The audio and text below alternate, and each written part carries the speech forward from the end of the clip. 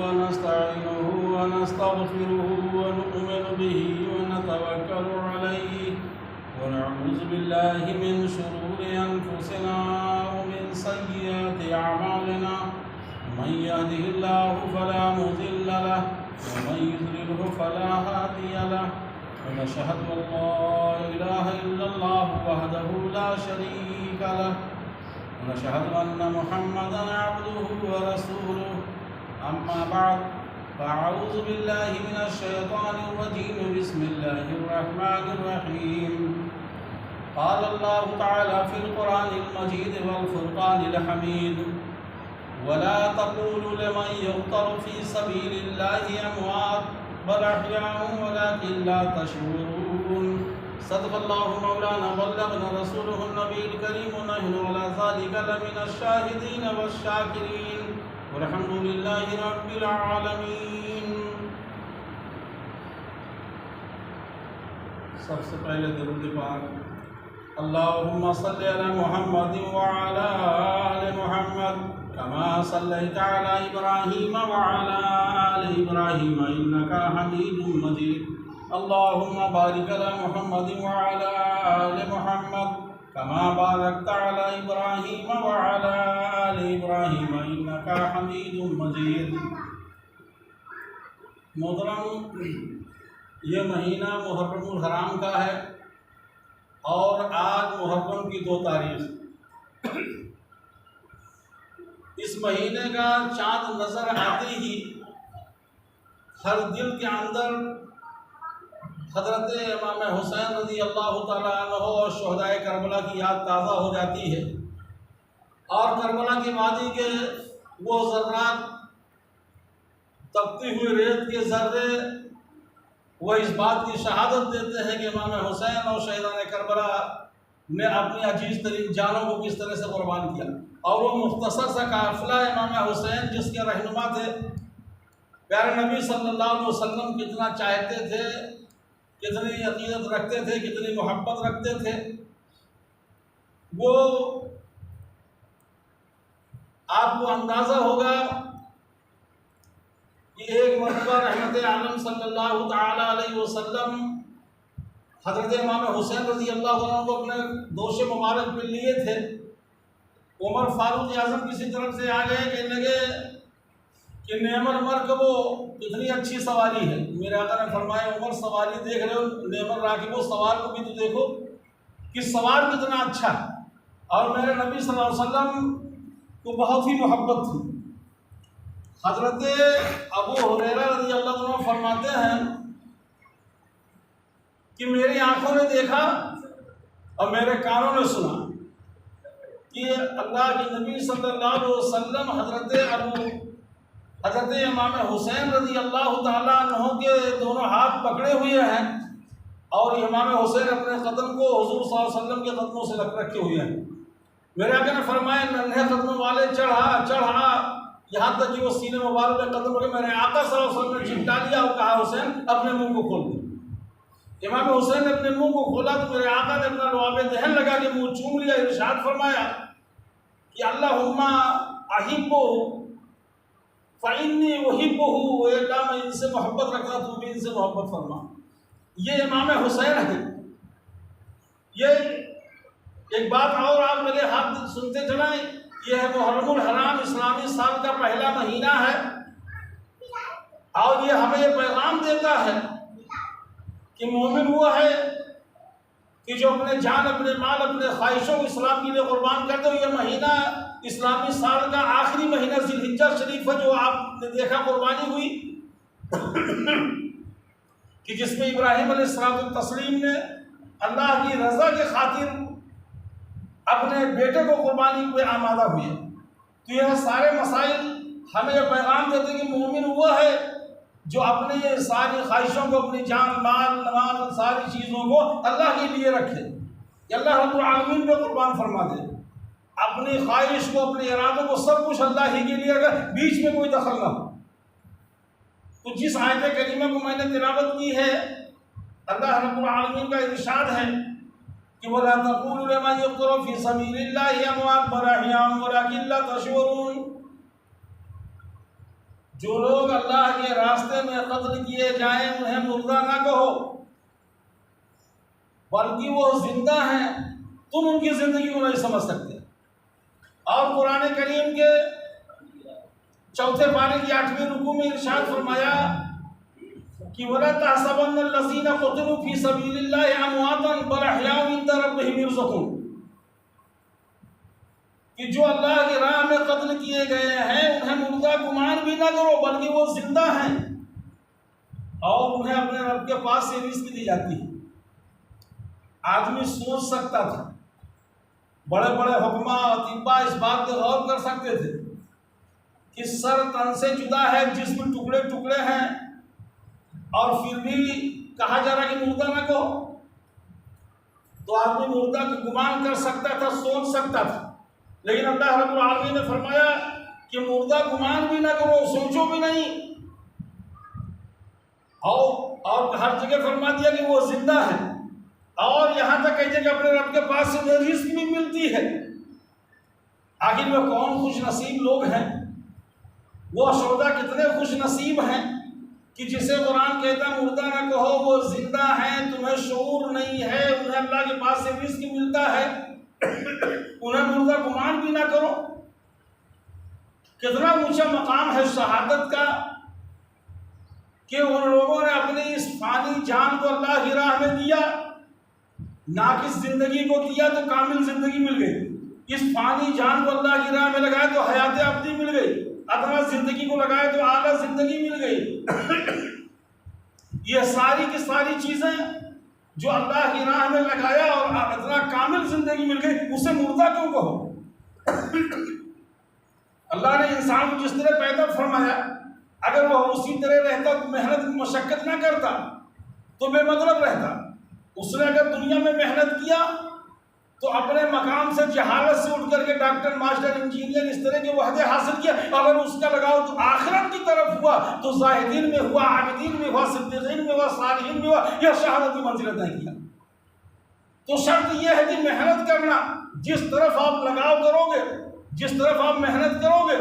اس کی کامیابی آپ کے قدموں میں ہوگی۔ اور یہ ناقص جان بھی تو اسی کی دی ہوئی ہے، لیکن اپنی دی ہوئی چیز کو خود ہی سودا کرتا کون ایسا دنیا میں ہے کہ جس کو آپ خراب سامان دو آپ کو اچھا سامان دے؟ ایسا نہیں ہو۔ لیکن اللہ رب العالمین کی بارگاہ میں اپنی ناقص زندگی،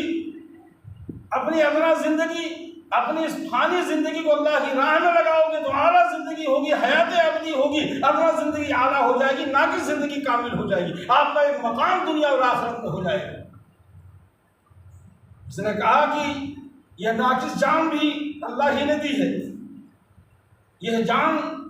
دی ہوئی اسی کی تھی، حق تو یہ ہے کہ حق ادا نہ ہوا۔ اور یہ محرم و حرام کا مہینہ جو نہایت عظمتوں والا مہینہ ہے، اس مہینے کی مثال تاریخ اسلام پیش کرنے سے قاصر ہے۔ جوان علی اکبر کا لاشا سامنے تڑپ رہا ہے، آمد محمد خواب و خون میں غلطہ ہے، مصطفیٰ کا لال راغب ہے، تو اسے مصطفیٰ ننھے معصوم علی اصغر کے لیے پیاسے جا رہے ہیں، اور پیاسے حلق کو چیرتا ہوا ظالموں کا ظلم معصوم علی اصغر کے پیاسے حلق کو چیرتا ہوا امام علی مقام کے بازو کو چھیدتا ہوا نکل جاتا ہے۔ لیکن امام حسین گھبراتے نہیں،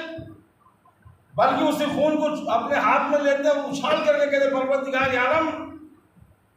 تیری رضا کے لیے ایک علی اصغر نہیں، سینکڑوں علی اصغر اگر ہو تو ایک ایک کو کر کے ہم دین اسلام کی حفاظت کے لیے تیرے راہ میں لگا دوں، تیرے محبت میں لگا دوں، دین کی حفاظت کے لیے لگا دوں۔ اور خاندان لٹا دیا، گھر لٹا دیا، بیٹا، بھتیجا، بھانجا سب کو پیش کر دیا، تاکہ مذہب اسلام کی جو پاک و صاف ستھرا مذہب اسلام یہ کربلا کی وادی سے نکل جائے، اس کے اندر کوئی رخنا، کوئی داغ نہ آنے پائے۔ اس نے تو کہا کہ قتل حسین اصل میں مرگ یزید ہے، اسلام زندہ ہوتا ہے ہر کربلا کے بعد، دور حیات آئے گا قاتل قضا کے بعد، ہے ابتدا ہماری تیری انتہا کے بعد۔ امام حسین رضی اللہ تعالیٰ عنہ نے ہر ظلم کو برداشت فرمایا، اور اپنے پورے خاندان کو مذہبی اسلام کی حفاظت کے لیے نانا جان کی شریعت کو صاف ستھرا پاکیزہ طریقے سے کربلا کی وادی سے گزار دیا، لیکن اپنے آپ کو شریعت میں دخل نہیں ہونے دیا کہ شریعت کے اندر کسی قسم کا رکھنا اور کوئی کمی ہو جائے۔ اور اس آیت کریمہ کے تحت حضرت عبداللہ ابن عباس رضی اللہ عنہ فرماتے ہیں کربلا کی وادی کے ساتھ ساتھ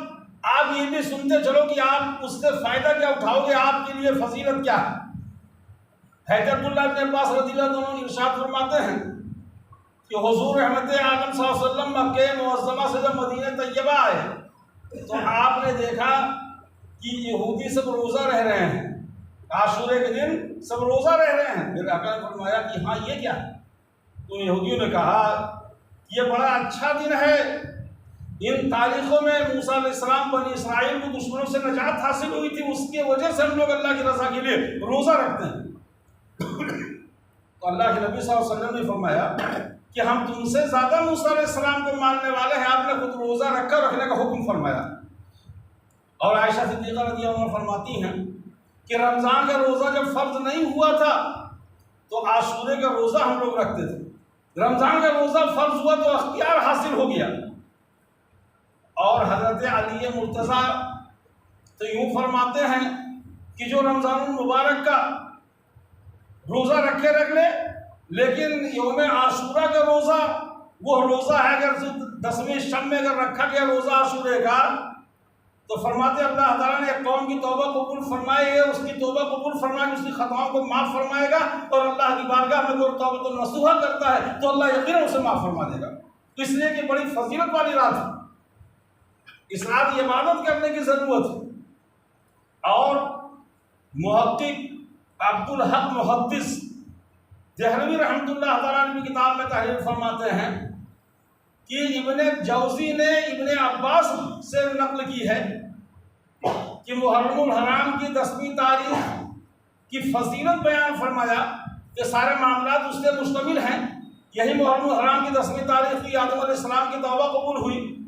محرم الحرام کی 10ویں تاریخ تھی کہ ادریس علیہ السلام بلند مرتبہ پر فائز ہوئے،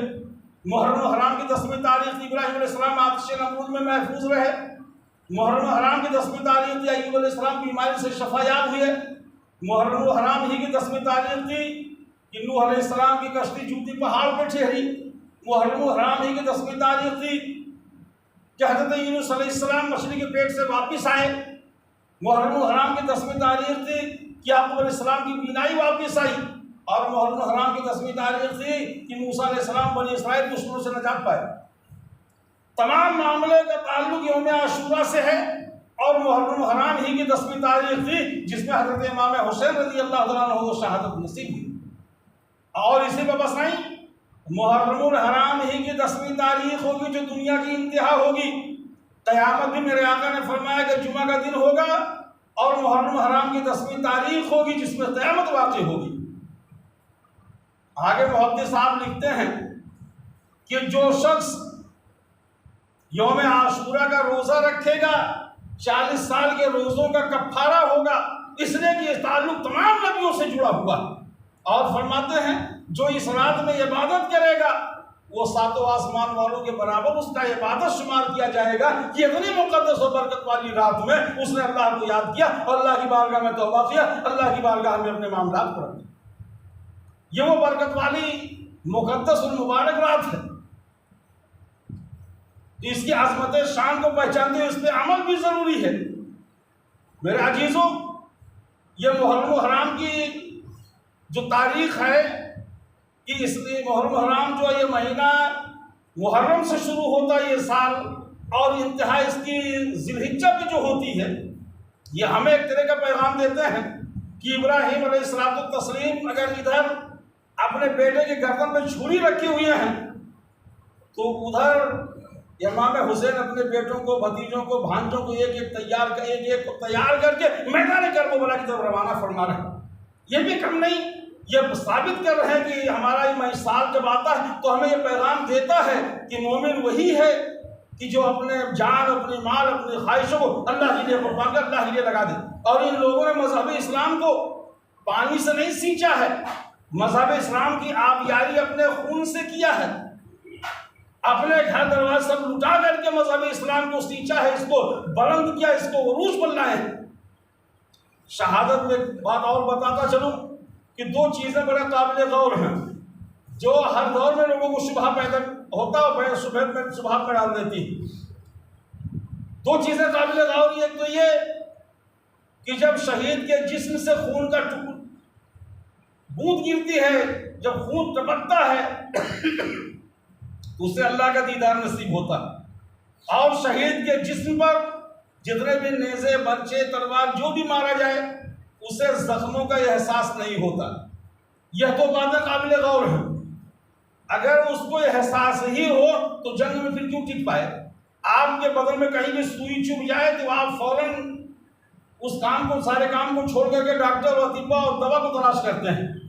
اور وہاں تو شہادت میں تو تیر و تلوار اور برچے بھالے لگتے ہیں، انہیں درد کا احساس نہیں ہوتا۔ اس چیز کو کچھ لوگوں نے اپنے دور کے بزرگ عالم حضرت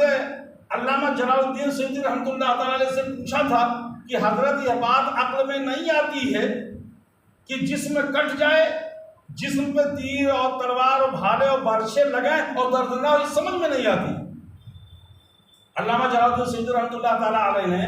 پھر اسے سمجھایا۔ قرآن کریم سورہ یوسف کی آیت کریمہ سے سمجھا دی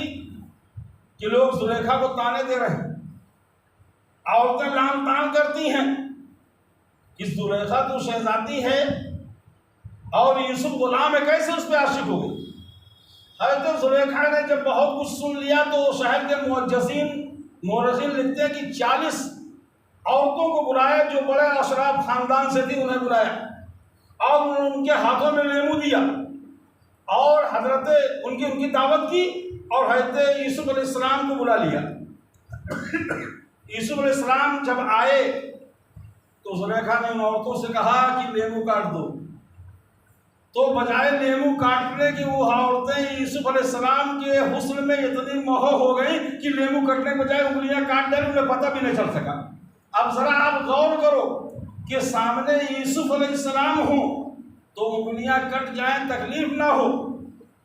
اور وہ شہداء کہ جسے اللہ کا دیدار ہوتا جب خالق یوسف سامنے ہو تو شہیدوں کو تکلیف کیوں کر ہو سکتی؟ شہید کو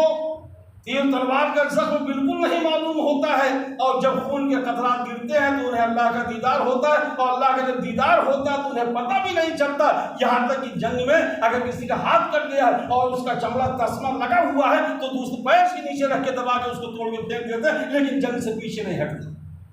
اس جنگ میں لگے رہتے ہیں۔ ابھی آپ سنے ہوں گے کہ جنگ کے احد میں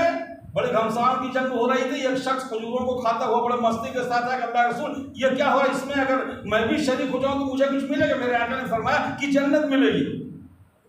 اگر اس جنگ میں شریک ہو جاؤ تو تمہیں جنت ملے گی۔ اس نے ہاتھ کا کھجور جو لیے تھے کھاتا ہوا رہا تھا، کھجوروں کو پھینک دیا،